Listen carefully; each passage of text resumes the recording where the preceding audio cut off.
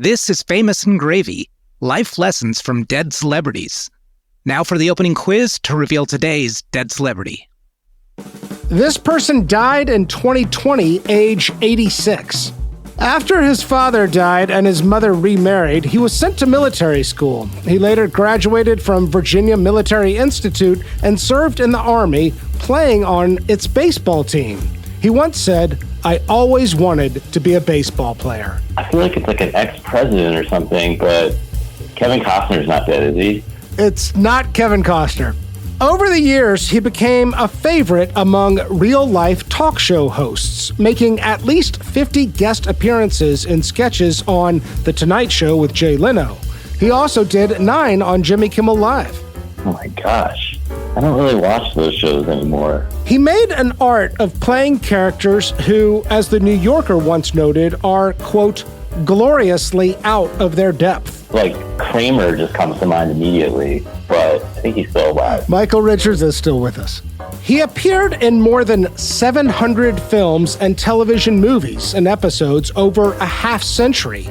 His films include Fun with Dick and Jane, Austin Powers, The Spy Who Shagged Me, and Harold and Kumar Go to White Castle. Yeah, the problem with that is there's so many cameos in those movies. He was nominated for Emmys for his role on Modern Family and Everybody Loves Raymond, and was a frequent collaborator with director Christopher Guest. Fred Willard! That's it. Duh. Today's dead celebrity is Fred Willard.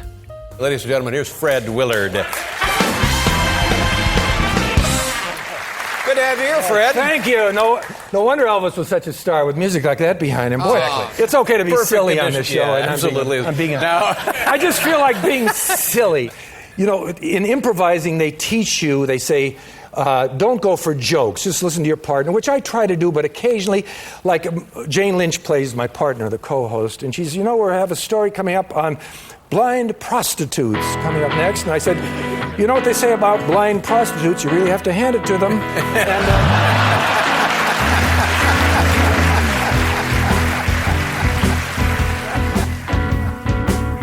Welcome to Famous and Gravy. I'm Michael Osborne. My name is Amit Kapoor.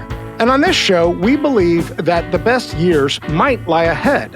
So, we choose a celebrity who died in the last 10 years and review their quality of life. We go through a series of categories in order to extract wisdom and inspiration. And then we ultimately answer the question, would I want that life? Today, Fred Willard died 2020, age 86. So before we begin, today we are lucky to be joined by Saul Austerlitz. Saul, thank you so much for coming on the show. Thanks so much for having me. Saul just published a book called Kind of a Big Deal, How Anchorman Stayed Classy and Became the Most Iconic Comedy of the 21st Century. I've read the book. It's a total delight. I had, this is a little bit embarrassing, I had forgotten Fred Willard was in Anchorman. What? But then when I went back and watched the clips, it's like, oh, of course, he was Ed Harkin, the station manager. And there is something about his comedy that I think really informs that whole movie and Will Ferrell's comedy. You have a nice day, sir. Goodbye. I could come back later, Mr. Harkin. Oh, no. It's just parent stuff. It seems that our youngest, Chris, was on something called acid and was firing a bow and arrow into a crowd. You know how kids are. I'm curious what you think, Fred Willard's contribution is to Anchorman. He's more than a partner. How would you frame it? I think that your initial mistake makes sense to me because he exists a little bit at the side of the movie.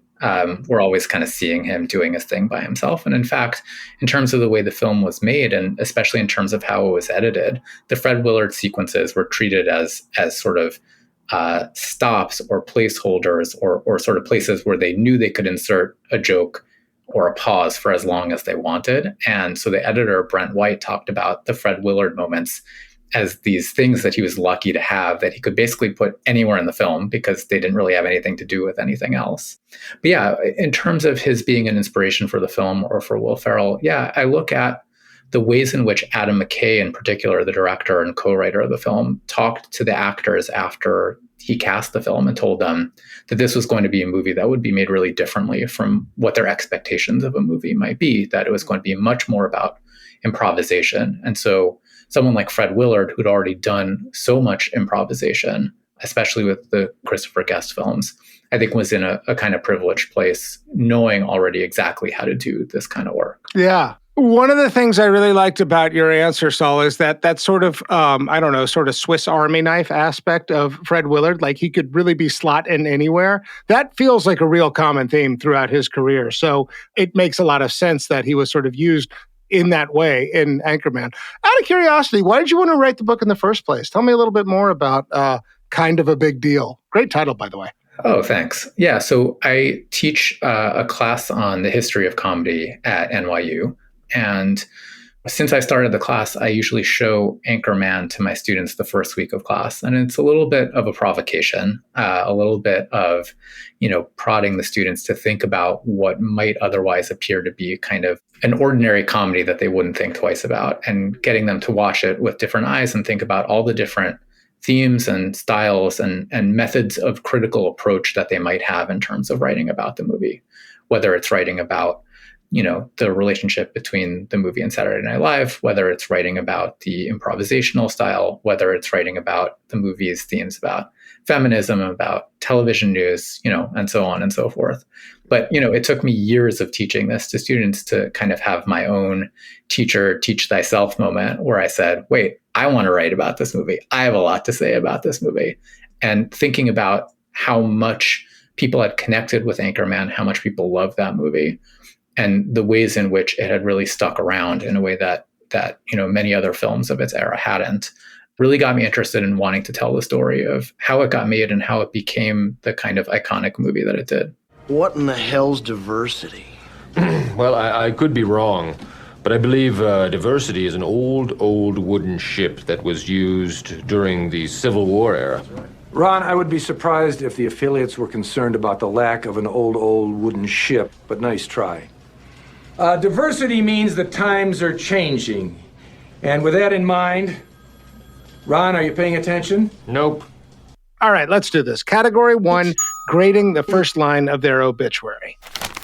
Fred Willard, the Emmy Award-nominated comic actor, best known for his scene-stealing roles in Christopher Guest's improvised ensemble film comedies like Best in Show and Waiting for Guffman, and on sitcoms like Modern Family and Everybody Loves Raymond, died on Friday at his home in Los Angeles. He was 86. They crammed a lot in. They got 4... yeah, they did. They did. It's definitely like mention... a Fred Willard fast talker. They didn't mention Anchorman, which is a little bit disappointing, given that we dragged Saul here for this conversation. But I gotta say, I do kind of like it. So sometimes I balk at referencing other people and other people's works in the first line of the obituary. There's something about me that feels like we shouldn't use anybody else's name. But Christopher Guest's movies occupy such a specific and unique space and sort of film comedy that I'm you kind of almost have to use his name here. And then I like that they got in the more recent TV shows, Modern Family and Everybody Loves Raymond. As we'll get to in this conversation, there is no shortage of other things we might have referenced that Fred Willard happened to be in.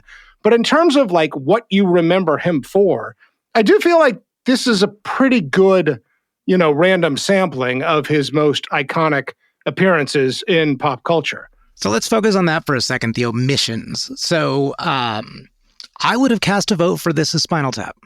Yeah, it's such a small part, though. But it's such a good one, and it's his first kind of breakout role. Lieutenant Hookstrand, you are Yes. Spinal Tap? I'm Janine Pettigrew. Janine? This is Spinal Tap. Spinal Tap, Yeah. my mistake. I'm Lieutenant Bob Hookstrand. Welcome to Lindbergh Air Force Base. And may I start by saying how thrilled we are to have you here. We are such fans of your music and all of your records. That's right. I'm not speaking of yours personally, but the whole genre of the rock and roll and so many of the exciting things that are happening in music today. They chose Waiting for Guffman, Yeah. I think, because they had to mention Best in Show, right? Because that's the true scene stealer of all of them. Yes. But the This Is Spinal Tap role is so good, and really started his film comedy trajectory. I agree with that last statement, most importantly. He did other things before, and we'll get into it, but there is something that sets him on a new and different course, starting with Spinal Tap. So I don't know. I'm ready to ask Saul's opinion on this. Saul, how did you feel about the first line of the obituary? What leapt out to you? I felt like it was pretty solid. I'm appreciative that they mentioned such a wide variety of his work because Fred Willard seems to me to be at his best as a kind of supporting player in the best possible way. The guy who jumps in a movie where you maybe didn't even remember he was there, or shows up as a guest star in a show where you're not expecting him and ends up stealing all the scenes. And that's really, I think, what people love Fred Willard the most for, right? He wasn't the star of the movie. He wasn't the guy with the big name on the poster, but instead was the person who would just kind of sneak in and run away with the movie.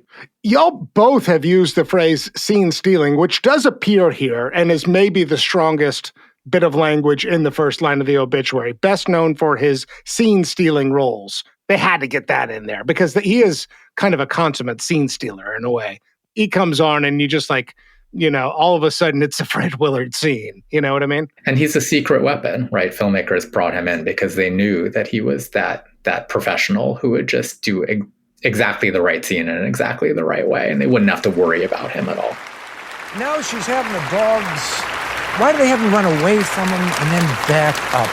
What's the point of that? What are they looking for? Looking for the gait and movement of the dog, and it's very important to see the small angles. So Edie will be checking out this in particular. Good way to judge a woman. Have her run away from you and then run back. Those birds on Carnaby Street. Yes. I'm used to seeing them run away from me more often than run towards me. Yeah. I kind of feel like the word improviser or improv needs to be in here somewhere. Well, that Emmy Award winning was right off the bat, which is true. I screwed up. What? The word improvised is in here. Oh, my effing F. I'm sorry. Christopher Guest improvised ensemble film. So they did not do it. Okay. Damn it. I was looking for holes to poke, and I guess that you just created your own hole. And I did. Oh, how embarrassing. Well, I'm glad I caught it anyway. What were you going to say? I think I'm just going to grade you instead of the obituary. Okay, that's fine. Isn't that kind of what we're doing anyway? Yeah. So the fact that Emmy Award winning was right off the bat, I understand because you gotta start with something Hallmark typically, but that was so secondary and so late in his career. It's an interesting placement.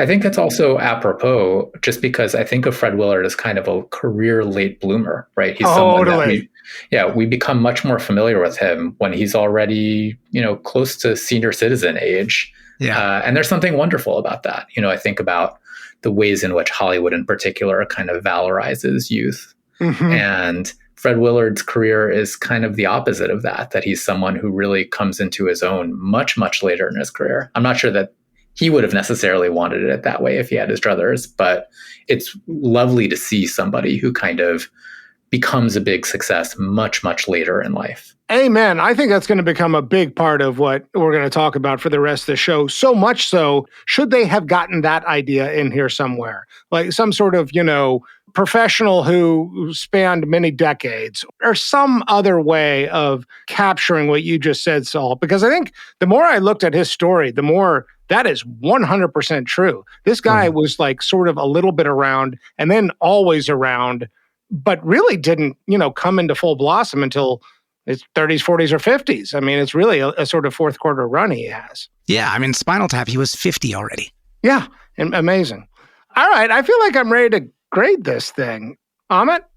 So 2 deductions for me. One, I do want Spinal Tap in there. I think mentioning both Waiting for Guffman and Best in Show is a little redundant. Didn't have to do that. And secondly, I wanted some nod to the style, to either the dryness, the straight man, the self-unaware. So -2, 1.5 points for each. So I'm giving a 7. Okay. Wow. But the rest was solid. The rest was solid. That's coming down from a 10. Normally I have to build, 0 up, ground up accounting. I was going to go 8, largely for the same reason. I would have liked a little bit of the late bloomer narrative in here somehow. I don't know how you do that, but I would have liked that idea introduced. I also do think your point about style and his sort of unique flavor of comedy. I'm docking it only 2 points. I'm in a slightly more generous mood than you are, Amit. I'm giving it an 8. Okay. Saul, do you have your score? Yeah, I'm going to agree with you and also go with an 8. I'm going to be petty and take a point off for not including Anchorman, just because I feel like it. There you go. And I do think that some discussion of the style would have been good, but on the whole, I think this does a pretty good job of kind of capturing the scope of Fred Willard's life and his career. Excellent. 8, 8, and 7. Next category, category 2, 5 things I love about you. Here we work together to come up with 5 things we love about this person, 5 reasons we want to be talking about them in the first place. Saul, before you leave us, would you like to contribute a thing you love about Fred Willard? Yeah, I was thinking about this, and I think the thing that I admire about Fred Willard, his characters always have a willingness to be game. There's always odd things going on around him, and he's always willing to play along. He's witnessing the foibles of others, whether it's his son who is, shooting people with bows and arrows while on LSD in Anchorman, or all the oddball characters in the Christopher Guest films.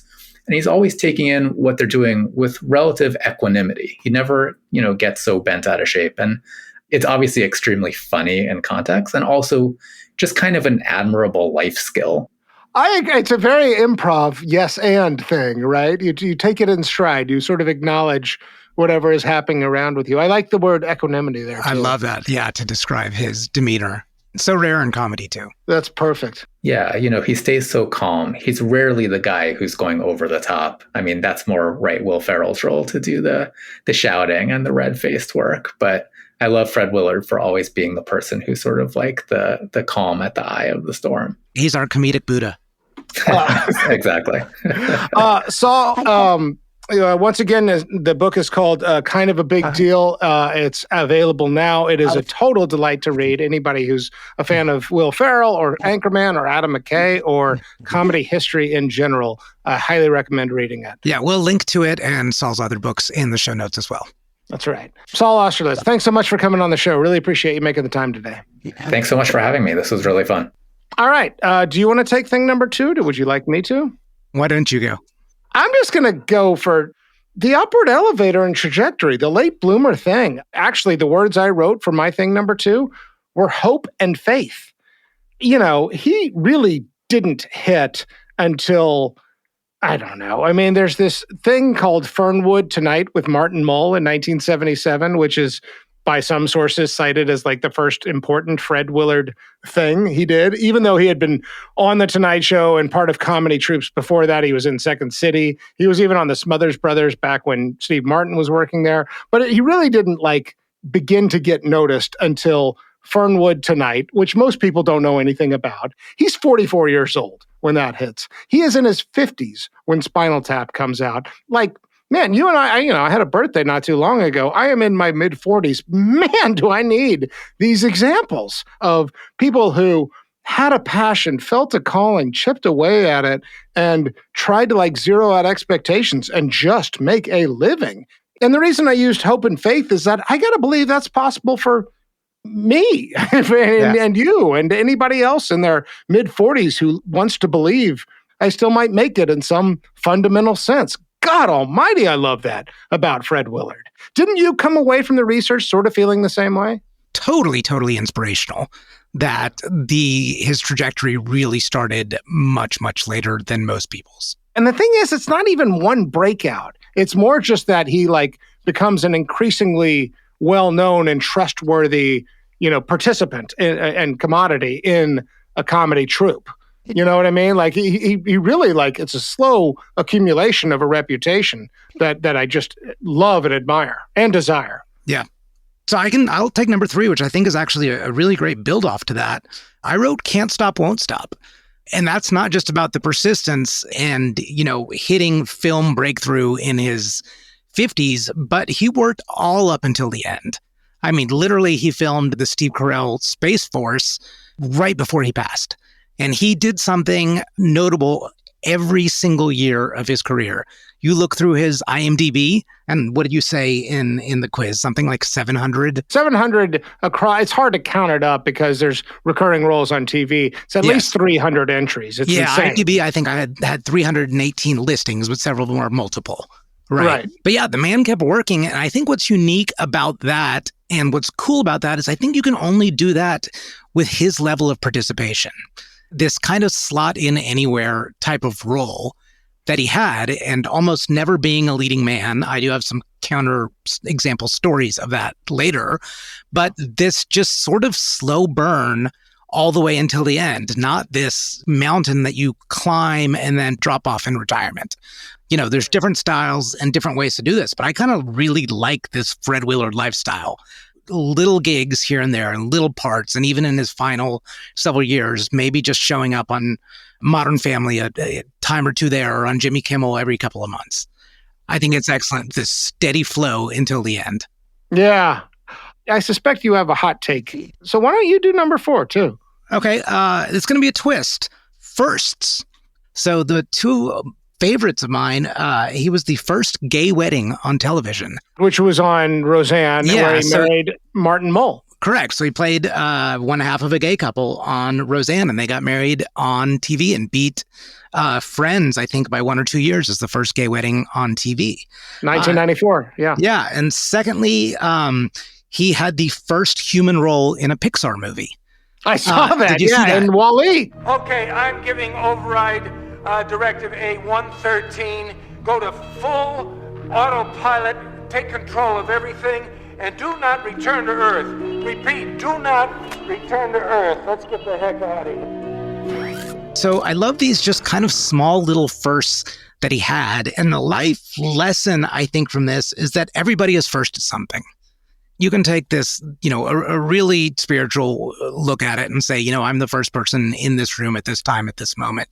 But not even that. Like, you are the first person to do something almost always. And anybody can look back at their life and they are the first person to do something that is reasonably significant. And I think Fred Willard's examples of these tiny little things that we're talking about, I think are awesome. Because it's not first line stuff, but it's still significant being a first.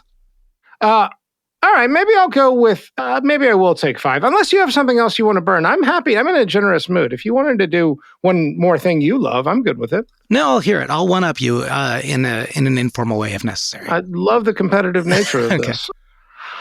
Maybe we've already spoken to this, but tone setter is what I have. He's somebody who, whenever he shows up on your screen, like the energy he brings and the tone he sets has this element. The quote I read that I loved the most was a sublime talent for inhabiting the genial American blowhard. He is genial, and he is a kind of like, you know, white American blowhard in the best possible way. I mean, he's got almost an element of dad humor that's occasionally a little bit raunchier, you know?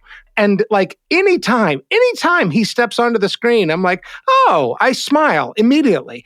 You know, insert him into this movie, and already you've elevated the whole thing and the sort of comedic atmosphere and the comedic potential of a given script or a given moment in a film. Before he even opens his mouth. Exactly. Like, don't you want that energy? Don't you want to be like somebody who walks in the room and they're like, oh, you don't even fucking do anything, and they just smile at you? Yeah. I think that this is part of his secret weapon as a scene stealer, is that he's not trying to dominate, but by surrendering, this is the whole counterintuitive thing, by surrendering to the moment, he does steal the scene. Yeah, you're talking about, it's not charisma. I think we got to workshop this because it's something different.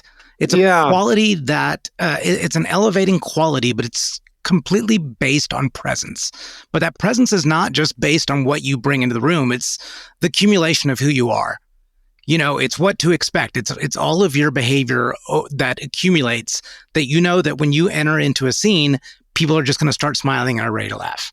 That predisposition to make you want to laugh does seem to come from the inside out. He's not doing a whole hell of a lot, but the stripped down sort of, I don't know, bare bones version of whatever he is doing, like, has you on your seat's edge, like waiting to laugh. Yeah, and I think it's also what Saul referred to. It's the equanimity that he brings to each role and his commitment to the purity of the form. You know, he talked about, like, he doesn't cuss in roles because he thinks it's a shortcut, and he doesn't overact. Like, he never acts in a comedic way. He thinks that the delivery is in the non-delivery. And I think all of those three things add up to this anticipatory feeling of you smiling already when he walks in. Okay, let's recap. So, number one, Saul said equanimity, essentially. Number two, I said hope and faith. I was really in reference to the upward trajectory of his career. Number three, you said Can't stop, won't stop. Number four, first person. First person. Very Neil Armstrong, like that way. And number five, I said tone setter. Boy, that's a good list. Okay, let's take a break. Okay, category 3. Malkovich. This category is named after the movie Being John Malkovich, in which people take a portal into John Malkovich's mind and they can have a front row seat to his experiences. My Malkovich is 2010. I kind of wanted to rip the Band-Aid off this one. So for my Malkovich, I chose an uncomfortable moment. Do you know about his little mini scandal in 2010? Yes. And how would you describe it? Pee Wee Herman-like? Yeah, Pee Wee Herman-like. I mean, wow, what a very contemporary reference, given that we just lost Paul Pee Wee. Rubens. Yeah. But yeah, well, Pee Wee Herman-like, but without the evidence. Right. So he was arrested for exposure in a public theater. It sounds like he was in a port theater and very likely beaten off. I want to talk about this. This was never proven. He was just in a pornographic theater during a raid, where they typically look for people that are either doing that, performing lewd acts, or are with prostitutes. But I thought he had been exposed. No, I don't think so. I don't think they caught that. Okay. But either way, he was arrested for being present. He wasn't caught in any act. Yeah, okay. He was arrested for lewd conduct, and he was fired from a gig he had at the time on PBS. Yes. I want to zone in not on his arrest. He ended up not being charged, but a hugely embarrassing moment. He, at one point, after this begins to come out, sends out a tweet. And this was his effort at damage control. And the tweet reads, "Wait till you hear my version, much more PG, and my review. Lousy film. But theater would make a terrific racquetball court. Full story to follow." Anytime he answered this in public, he was like, "Oh God, it's embarrassing," you know. Yes. It's very embarrassing. It's embarrassing as hell, you know. But let me say this, nothing happened. Yeah. I did nothing wrong. Everything's being sorted out as we speak. But I'm trying to laugh it off. But my summary of the whole evening was, it's an interesting theater, a boring movie, and a great place to take a nap. The moment I am choosing for my Malkovich is the moment he decides to send this tweet. How you move into damage control with something so embarrassing, whatever happened, and that he decides to construct this tweet and then hit send and say, this is how I'm going to respond to it. And I've got to try and make some joke about this. I got to say, terrific racquetball court. What do you think he's talking about there? I have no idea. I don't get the joke.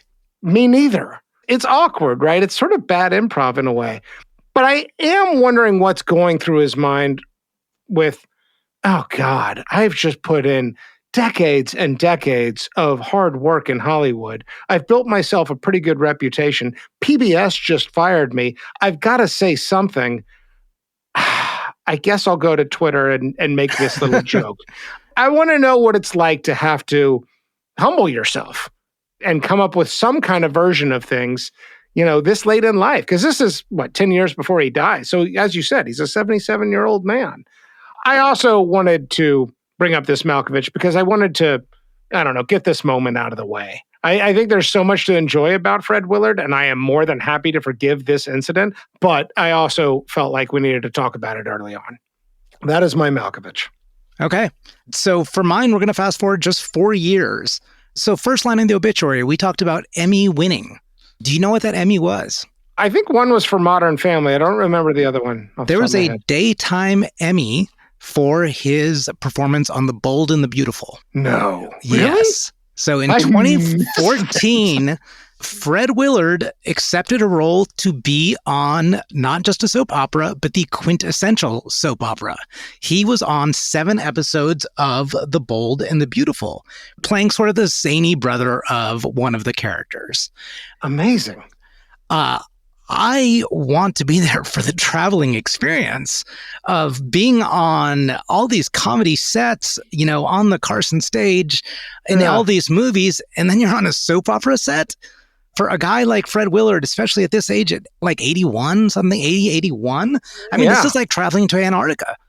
And I want to see what it's like to be on this set, primarily from his eyes, but even from the eyes of the cast. Yeah. I just love it. And I would just love to see how he perceived it compared to everything else that he did. And you talk about, doing different things in your career. And here's a guy that was an actor, a comedic actor, pretty much the entire time. But this is about as much as you can do as like Michael Jordan going to play baseball. It's like trying something else. That's a good one, Ahmed. I wonder what that feels like to try something very new and very different and very kind of tacked on at the end. Because at this point, he's got to know anything he's doing in his 80s is a little bit like, this is all icing on the cake at this point. He's lucky to be working, Yeah. Okay. Category 4, love and marriage. How many marriages? Also, how many kids? And is there anything public about these relationships? All right, this is a nice one. One marriage, Mary Lovell in 1968. Fred is about 35-ish, if I did my math right. She died in 2018, just 2 years before he died. They were married about 50 years, one daughter, one grandson. Everything looks to be like love and supporting. Like she was out there championing his career. I think that there was even a couple times when she might have been involved in helping further his career. I didn't find a whole hell of a lot past that. It looked pretty cut and dry. It also suited my impression of Fred Willard very well. He does. Yes. The fact that he's a military guy, that he was in the Army and then at the Virginia Military Institute, that added up to me. He felt like somebody, who's got the haircut and the uniform, should he want to have it. That kind of entertainer and performer of that generation. You know what I mean? Totally. There was nothing surprising in here for me. Did you find anything or have any different reactions? There was a pretty significant age differential. Yeah, I did notice that. I think she was 15 or 16 years younger, but it seemed like it worked.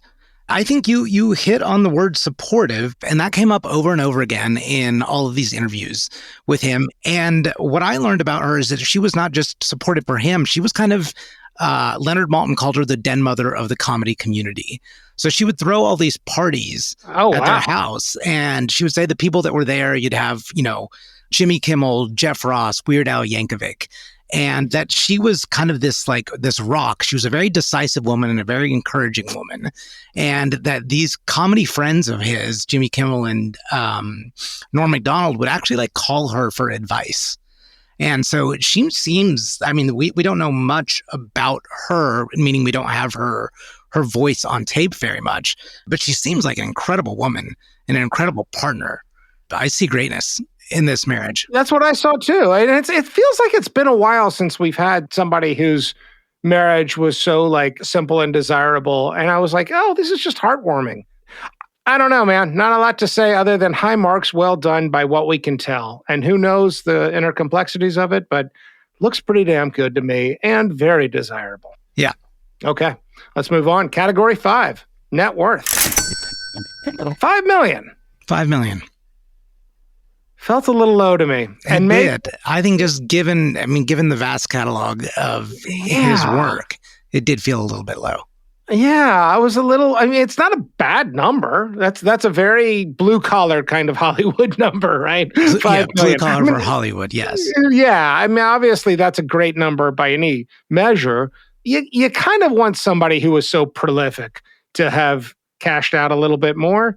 Yeah, I don't know. I wanted a higher number only because the sheer volume of things he's in felt like it was worthy of a higher number.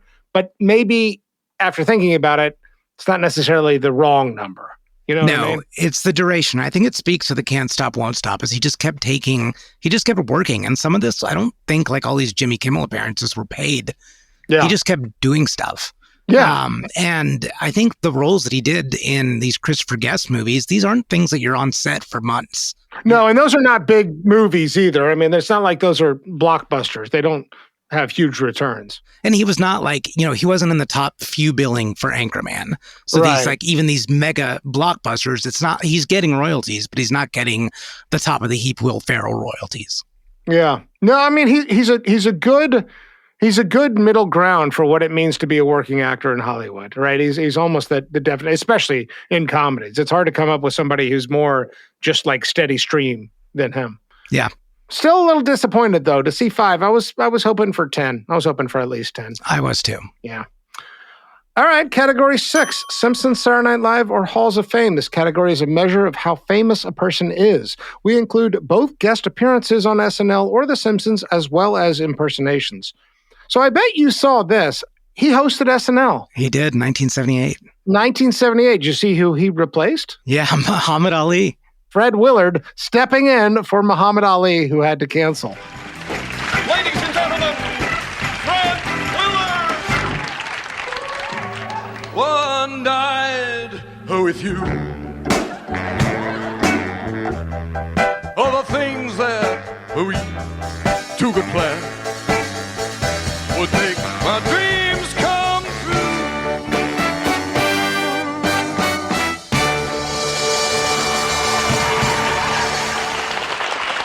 It's only me! It's only me! Whoa, I bet you were thinking, gee, what an opening act, huh?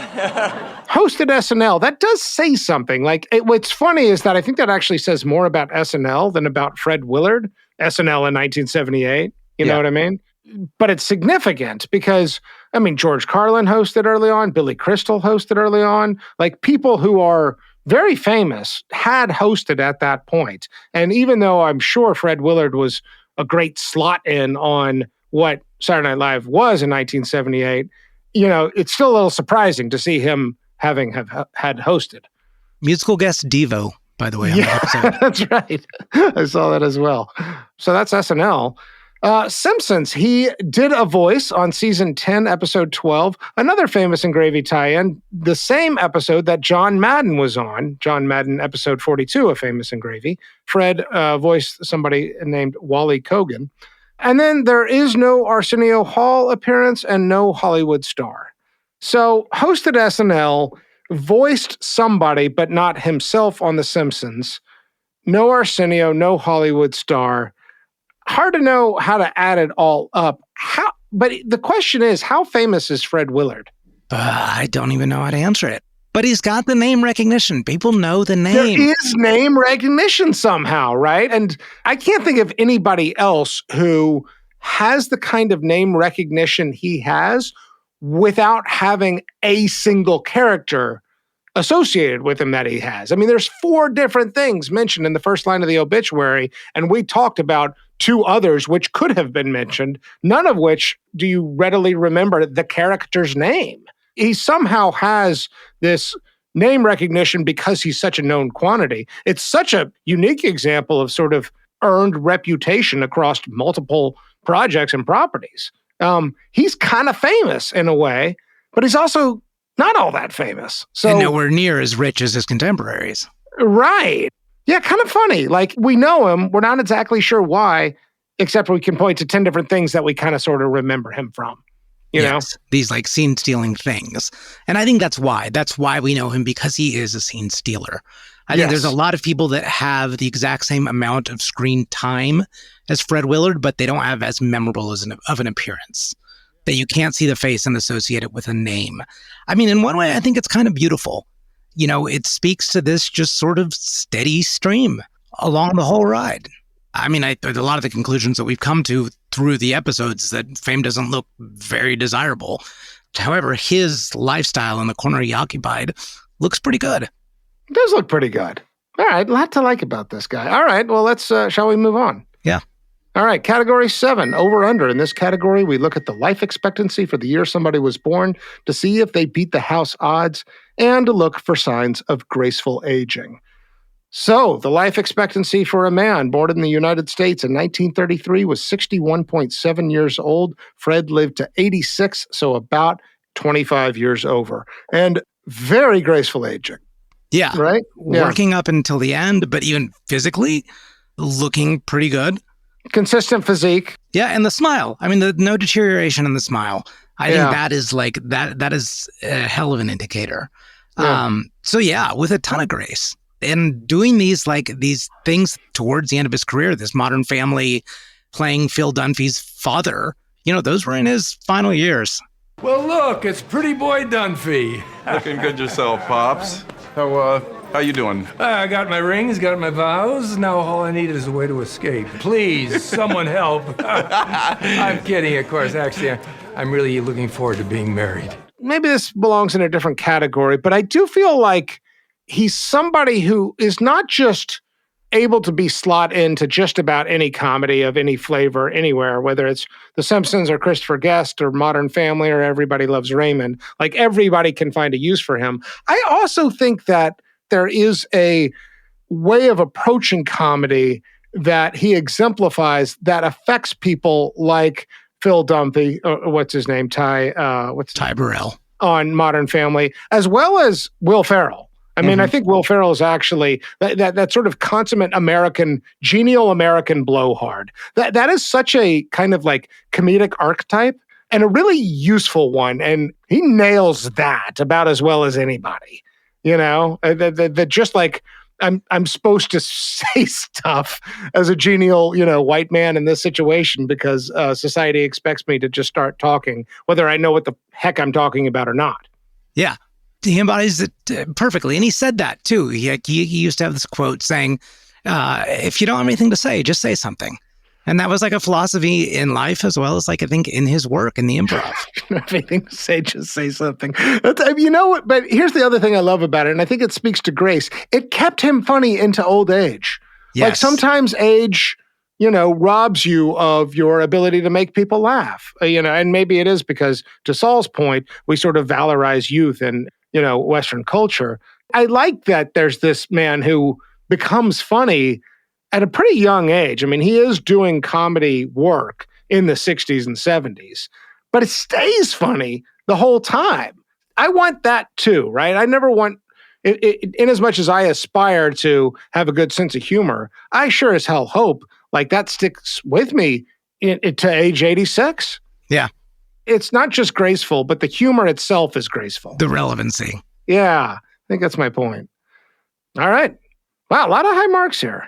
Yeah, looking pretty good so far. Looking except pretty for that good, Fred. 2010. Yeah, we'll get to it. All right. Let's take another break. Okay, category 8. This is where we get to the more introspective questions and where we start to take our best guess at what we think it would have been like to have been this person. First of these categories, man in the mirror. What did they think about their own reflection? I didn't have a lot to say here, Amit. I said, seems confident, but you are really good at this category. So what are you thinking? Yeah, I think you're looking for me to say something else, but, we know him largely in older age. He was often described as like the handsome foil in things like Fernwood Tonight and everything around that era. He was a good-looking man. And Yes.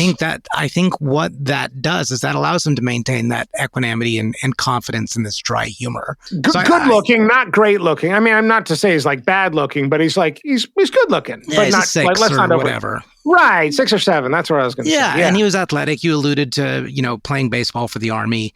Yeah, he wanted to be a baseball player. Yeah. Yeah, so he had confidence, and I think that was just enough. I think he liked it. I think the man smiled authentically all the time, and I think he was grateful for how he looked. I don't think he aspired for much more.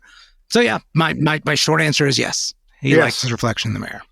Okay, mine as well. Category 9, outgoing message. Like man in the mirror, how do we think they felt about the sound of their own voice when they heard it on an answering machine or outgoing voicemail? Also, would they have had the humility to record it themselves, or would they use the default setting?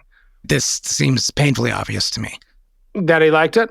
Yeah, the man loved talking, right? Like improv was his jam. And he even talked about, doing the Leno skits and the Kimmel skits. Like there's not rehearsals, there's one take. And he also said that's what he liked about The Bold and the Beautiful is that it's a day to shoot. He likes throwing it out there. You know what we haven't referenced yet? Maybe it's too annoying of a reference, but the whole "what happened" thing on Mighty Wind. As you know, back in 1970, I starred on a series called What Happened? And every time something would go wrong, I would look at the camera and say, hey, what happened? Those may be his most famous words. I bring it up here because If I were to ever call Fred Willard and get his voicemail, it's a non sequitur, but I kind of want to hear that on his voicemail. I'm just saying. And I don't think he would have been above putting it. Not at all. He was one of those people right? that like didn't mind rehashing the role. Yeah, like if you're wondering what happened, yeah. God, I watched that a lot in the lead up to it. Any of these tribute clips that you watch from him, they always had that scene from Mighty They're Wind. so good. Those scenes. All right, rocking through, I guess. Category 10, Control Z. This is where we look for the big do-overs, the things you might have done differently.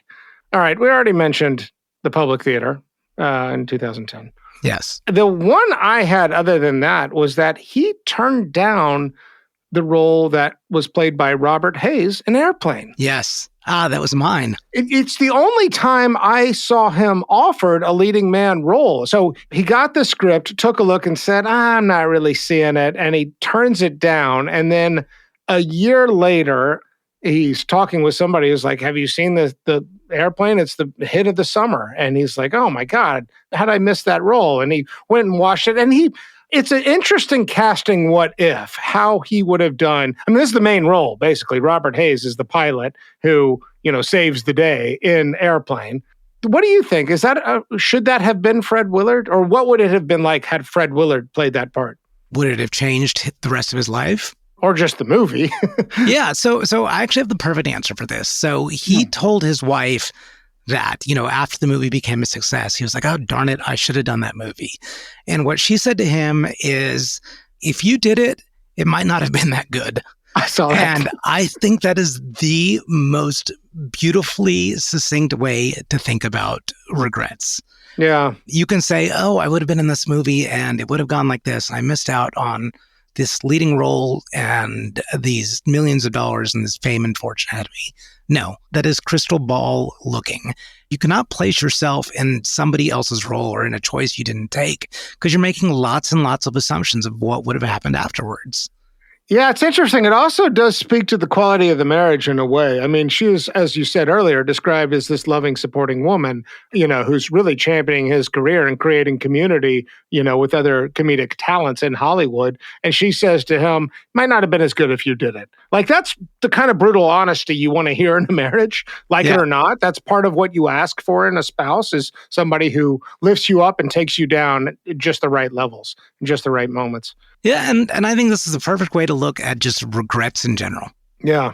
It's like what Nora Ephron said about, like, if I would have had larger breasts.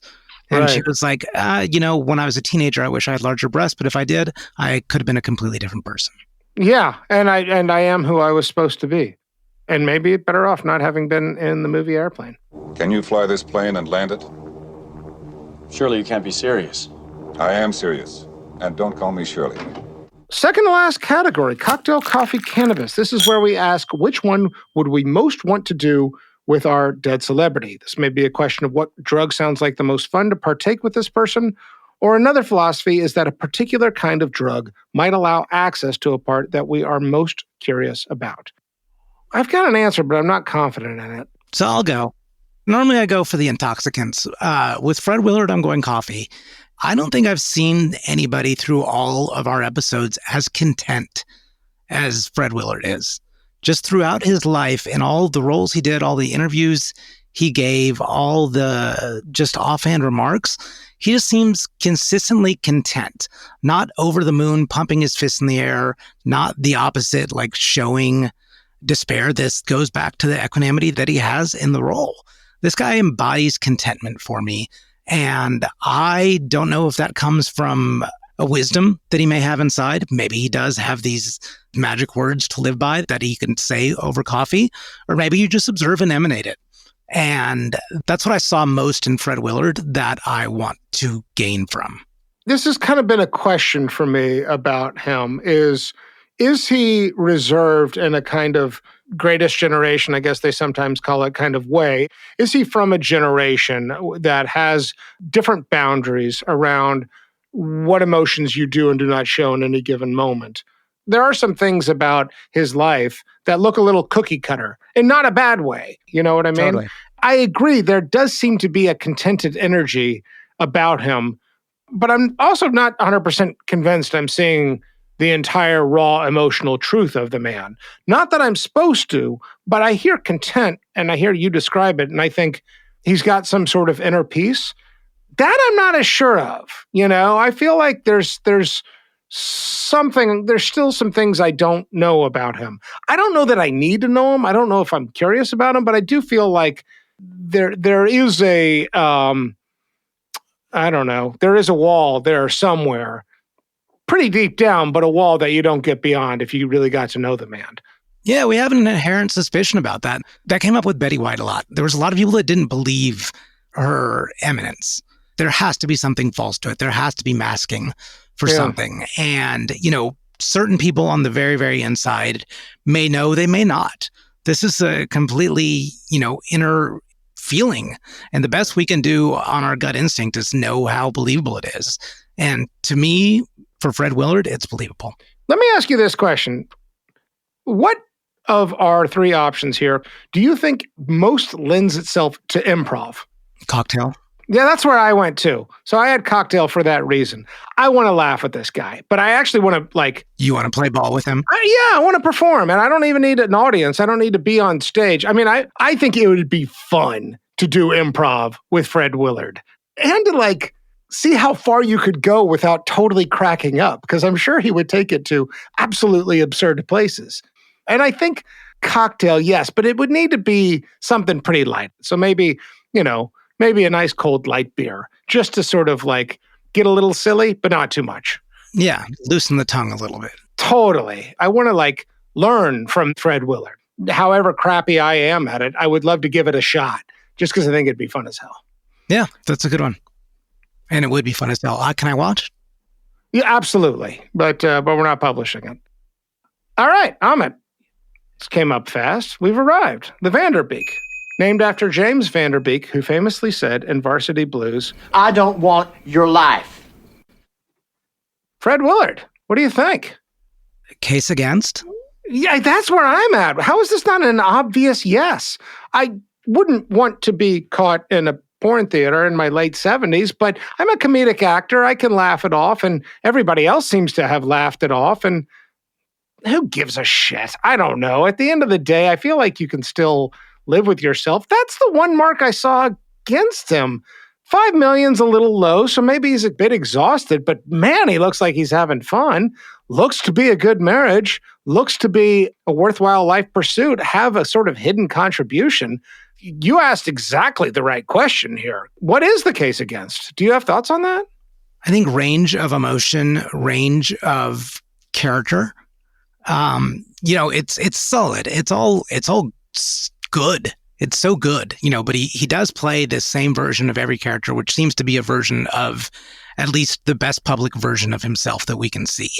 Like you said, you have a suspicion about, is there something behind the curtains that we can't detect? The only way to know that without being completely inside his head is a gut instinct. But the fact, if you live to 86, you can rest assured that there's probably not a whole lot of turmoil going on inside your head. But I do wonder about range and evolution. His comedy stayed relevant. His roles, he fit just as well into the Smothers Brothers in the 60s as he did Anchorman and Modern Family in the 2000s. Is that something that you would want, though? That's an interesting question. I mean, one of the things I came out of the gate really bullish about with him is this hope and faith that it's going to work out. And maybe we didn't explore that enough. There's an element of his dreams were fulfilled in that he built a long career and was a working actor, so he was able to do it. So it had a sort of, economic stability to it, but did it also have an inner validation? If this is a calling, which it sort of looks like it might be, comedy or comedic acting, did he meet his potential? Did he fulfill his, complete expression in terms of what was possible given his talents? To your point, he's in a kind of narrow range in what he's doing in those things. So was there something left on the table, right? Was there something that he could have done And it's interesting because you drew attention to Bold and Beautiful. That kind of hints that maybe he had that thought too. Why else go on a soap opera other than, I never did get to flex that muscle exactly. I see that. I do. I think it's a good answer to the question of case against, but it feels like a reach to me. And I'm going to just go ahead and call it for me. I'm a yes. I want your life, Fred Willard. This looks like a really fun life. And there's just too much here that's like clearly desirable to me. Yeah, I'm there with you, right? I say lack of range, and I do mean that, and I am curious about that, and that is a hesitation. But if you look at least at range within what he did, there is no wider range that you can find through the course of his entire career. So yeah, I'm suspicious on the range of character, the range of emotion, but I'm going to rest on contentment. This looks like a validated public life. You made a lot of people laugh, didn't seem to have any adversaries, and were content. So, yes, I want your life, Fred Willard. I need more people like this in my life where, like, if they show up on my screen, I am just automatically in a better mood. That's a real gift, and that's a real... that's a real thing to aspire to. I know that I want to have that from the inside out. And maybe that's the big lesson here. Yeah. Amit, you are Fred Willard. You have died and you have ascended to the pearly gates where you could meet St. Peter and you have an opportunity to make your pitch. What is your contribution to the stream of life? St. Peter, I am going to tell you how to be funny. The answer is don't force it. Don't force funny. Don't act funny. Just let things come out. Do you know how to be great? Don't force it. Just keep going and keep doing it. And your greatness and your funniness will come out. And the more you do it, and the more you believe in yourself, the more you can make the entire world laugh their pants off. Am I dead? What happened? Let me in.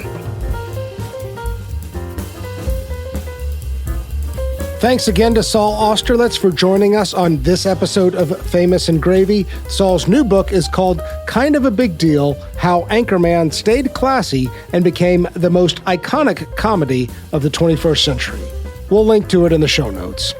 Famous and Gravy listeners, if you're interested in participating in our opening quiz where we reveal the dead celebrity, please send us an email. You can reach us at hello@famousandgravy.com.